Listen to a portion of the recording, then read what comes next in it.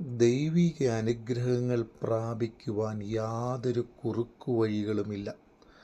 ദൈവിക അനുഗ്രഹങ്ങൾ പ്രാപിക്കുവാൻ ദൈവസന്നിധിയിൽ വിശ്വസ്തയോടും ആത്മാർത്ഥതയോടും കാത്തിരിക്കുക എന്നത് മാത്രമാണ്. ദൈവിക അനുഗ്രഹങ്ങൾ ദൈവത്തിങ്കൽ നിന്ന് പ്രാപിക്കുവാൻ മത്തായിയുടെ സുവിശേഷം 5-ാം അധ്യായം അതിൻ്റെ 8-ാം വാക്യത്തിൽ ഇങ്ങനെ പറയുന്നു: ഹൃദയശുദ്ധിയുള്ളവർ ഭാഗ്യവാന്മാർ, അവർ ദൈവത്തെ കാണും. ഇന്ന് അനേക ആരാധനകൾ പ്രഹസനങ്ങളായി മാറുന്നു, ബഹളങ്ങളായി മാറുന്നു.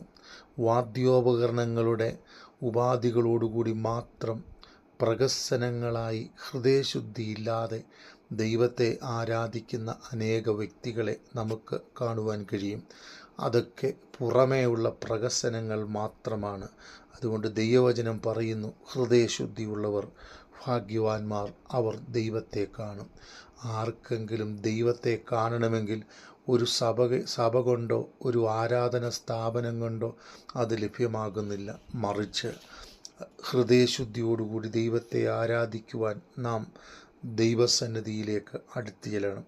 എബ്രായ ലേഖനം 10-ാം അധ്യായം അതിൻ്റെ 22-ാം വാക്യം പഠിക്കുമ്പോൾ നാം ദുർമനസാക്ഷി നീങ്ങുമാർ ഹൃദയങ്ങളിൽ തളിക്കപ്പെട്ടവരും ശുദ്ധവെള്ളത്താൽ ശരീരങ്ങൾ കഴുകപ്പെട്ടവരുമായി വിശ്വാസത്തിൻ്റെ പൂർണ്ണ നിശ്ചയം പൂണ്ട് പരമാർത്ഥ ഹൃദയത്തോടെ ദൈവസന്നിധിയിൽ അടുത്ത് ചെല്ലുക. അതെ, രണ്ടാമതായി നാം ദൈവിക അനുഗ്രഹം പ്രാപിക്കുവാൻ പരമാർത്ഥമുള്ള ഹൃദയം നമുക്ക് ഉണ്ടാകണം. അത് നഷ്ടപ്പെട്ട് കഴിഞ്ഞാൽ ഒന്നും നമുക്ക് ലഭ്യമാകത്തില്ല.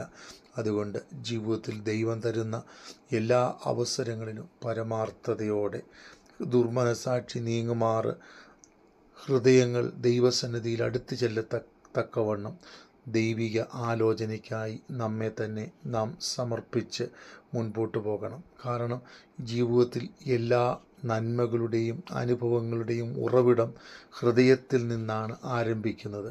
അതുപോലെ തന്നെ വേദനകളും ദുഃഖവും ഭാരവും ആരംഭിക്കുന്നതും ഹൃദയത്തിൽ നിന്നാണ്. അതുകൊണ്ട് ദൈവസന്നിധിയിൽ സമർപ്പിതരായി ദൈവഹിതത്തിനായി നമ്മെ തന്നെ ഏൽപ്പിച്ചുകൊണ്ട് പ്രഹസനങ്ങൾ ഒഴിവാക്കി ദൈവിക മൂല്യങ്ങൾക്കായി കാത്തിരിക്കാം.